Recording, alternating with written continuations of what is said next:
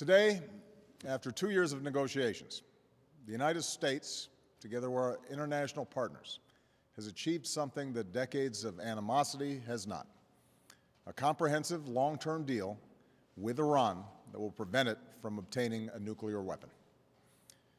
This deal demonstrates that American diplomacy can bring about real and meaningful change, change that makes our country and the world safer and more secure. This deal is also in line with a tradition of American leadership. It's now more than 50 years since President Kennedy stood before the American people and said, "Let us never negotiate out of fear, but let us never fear to negotiate." He was speaking then about the need for discussions between the United States and the Soviet Union, which led to efforts to restrict the spread of nuclear weapons. In those days, the risk was a catastrophic nuclear war between two superpowers. In our time, the risk is that nuclear weapons will spread to more and more countries, particularly in the Middle East, the most volatile region in our world. Today, because America negotiated from a position of strength and principle, we have stopped the spread of nuclear weapons in this region. Because of this deal, the international community will be able to verify that the Islamic Republic of Iran will not develop a nuclear weapon. This deal meets every single one of the bottom lines that we established when we achieved a framework earlier this spring. Every pathway to a nuclear weapon is cut off, and the inspection and transparency regime necessary to verify that objective will be put in place. Because of this deal, Iran will not produce the highly enriched uranium and weapons-grade plutonium that form the raw materials necessary for a nuclear bomb. Because of this deal, Iran will remove 2/3 of its installed centrifuges, the machines necessary to produce highly enriched uranium for a bomb, and store them under constant international supervision. Iran will not use its advanced centrifuges to produce enriched uranium for the next decade. Iran will also get rid of 98% of its stockpile of enriched uranium. To put that in perspective, Iran currently has a stockpile that could produce up to 10 nuclear weapons. Because of this deal, that stockpile will be reduced to a fraction of what would be required for a single weapon. This stockpile limitation will last for 15 years. Because of this deal, Iran will modify the core of its reactor in Iraq so that it will not produce weapons-grade plutonium, and it has agreed to ship the spent fuel from the reactor out of the country for the lifetime of the reactor. For at least the next 15 years, Iran will not build any new heavy water reactors. Because of this deal, we will, for the first time, be in a position to verify all of these commitments. That means this deal is not built on trust. It is built on verification. Inspectors will have 24/7 access to Iran's key nuclear facilities. Iran will have access to Iran's entire nuclear supply chain, its uranium mines and mills, its conversion facility, and its centrifuge manufacturing and storage facilities. This ensures that Iran will not be able to divert materials from known facilities to covert ones. Some of these transparency measures will be in place for 25 years. Because of this deal, inspectors will also be able to access any suspicious location. Put simply, the organization responsible for the inspections, the IAEA, will have access where necessary, when necessary. That arrangement is permanent.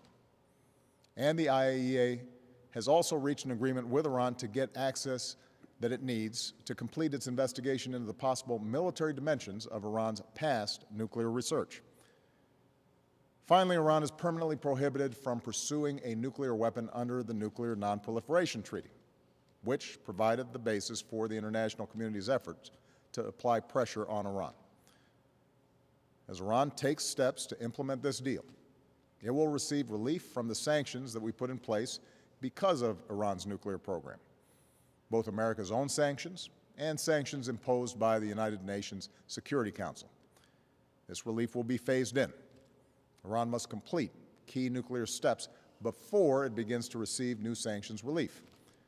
And over the course of the next decade, Iran must abide by the deal before additional sanctions are lifted, including 5 years for restrictions related to arms and 8 years for restrictions related to ballistic missiles.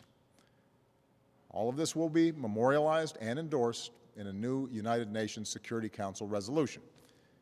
And if Iran violates the deal, all these sanctions will snap back into place. So there's a very clear incentive for Iran to follow through, and there are very real consequences for a violation. That's the deal. It has the full backing of the international community. Congress will now have an opportunity to review the details, and my administration stands ready to provide extensive briefings on how this will move forward. As the American people and Congress review the deal, it will be important to consider the alternative. Consider what happens in a world without this deal. Without this deal, there is no scenario where the world joins us in sanctioning Iran until it completely dismantles its nuclear program. Nothing we know about the Iranian government suggests that it would simply capitulate under that kind of pressure, and the world would not support an effort to permanently sanction Iran into submission. We put sanctions in place to get a diplomatic resolution, and that is what we have done. Without this deal, there would be no agreed-upon limitations for the Iranian nuclear program. Iran could produce, operate, and test more and more centrifuges. Iran could fuel a reactor capable of producing plutonium for a bomb, and we would not have any of the inspections that allow us to detect a covert nuclear weapons program. In other words, no deal means no lasting constraints on Iran's nuclear program.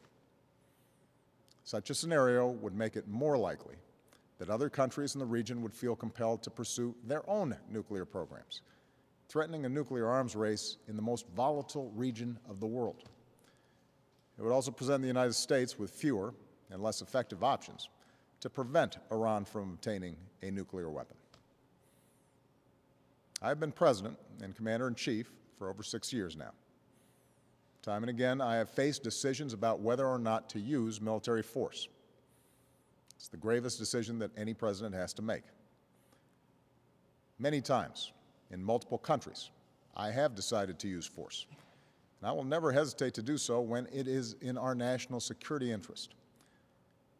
I strongly believe that our national security interest now depends upon preventing Iran from obtaining a nuclear weapon, which means that without a diplomatic resolution, either I or a future U.S. president would face a decision about whether or not to allow Iran to obtain a nuclear weapon or whether to use our military to stop it.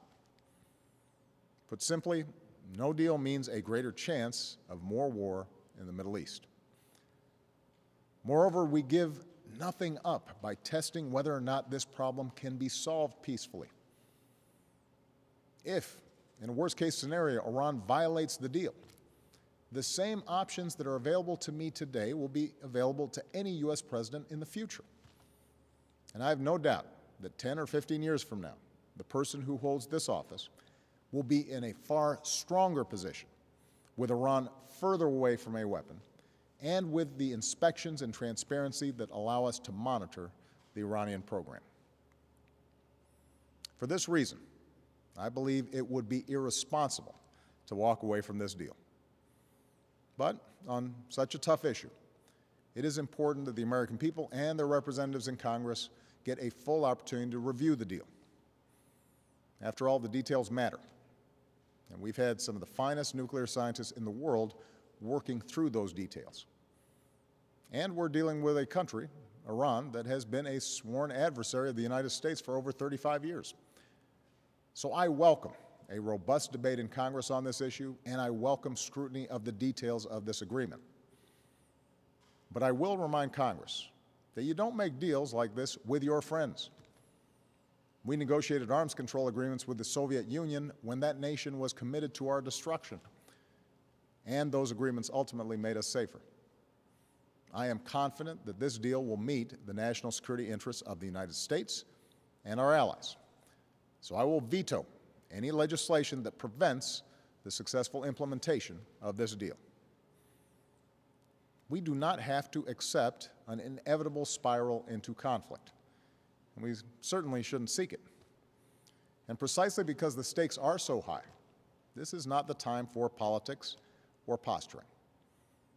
Tough talk from Washington does not solve problems. Hard-nosed diplomacy, leadership that has united the world's major powers, offers a more effective way to verify that Iran is not pursuing a nuclear weapon. Now, that doesn't mean that this deal will resolve all of our differences with Iran. We share the concerns expressed by many of our friends in the Middle East, including Israel and the Gulf states, about Iran's support for terrorism and its use of proxies to destabilize the region. But that is precisely why we are taking this step. Because an Iran armed with a nuclear weapon would be far more destabilizing and far more dangerous to our friends and to the world. Meanwhile, we will maintain our own sanctions related to Iran's support for terrorism, its ballistic missile program, and its human rights violations. We will continue our unprecedented efforts to strengthen Israel's security, efforts that go beyond what any American administration has done before. And we will continue the work we began at Camp David to elevate our partnership with the Gulf states to strengthen their capabilities to counter threats from Iran or terrorist groups like ISIL. However, I believe that we must continue to test whether or not this region, which has known so much suffering, so much bloodshed, can move in a different direction. Time and again, I have made clear to the Iranian people that we will always be open to engagement on the basis of mutual interests and mutual respect. Our differences are real, and the difficult history between our nations cannot be ignored. But it is possible to change. The path of violence and rigid ideology, a foreign policy based on threats to attack your neighbors or eradicate Israel, that's a dead end.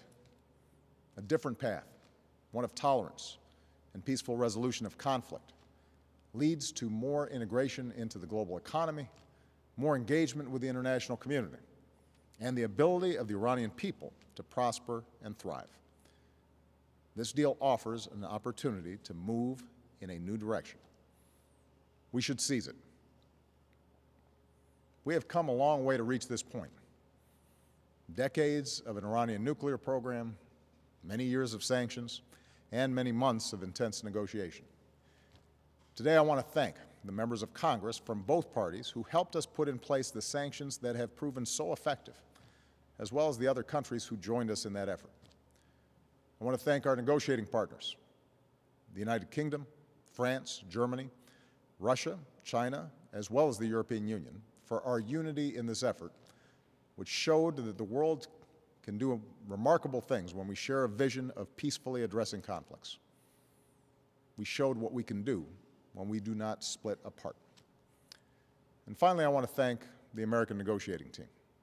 We had a team of experts working for several weeks straight on this, including our Secretary of Energy, Ernie Moniz.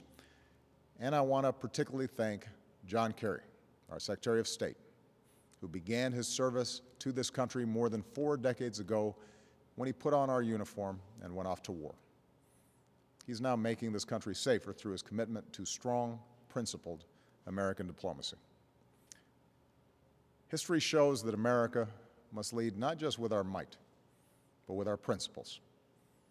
It shows we are stronger not when we are alone, but when we bring the world together. Today's announcement marks one more chapter in this pursuit of a safer and more helpful, more hopeful world. Thank you. God bless you, and God bless the United States of America.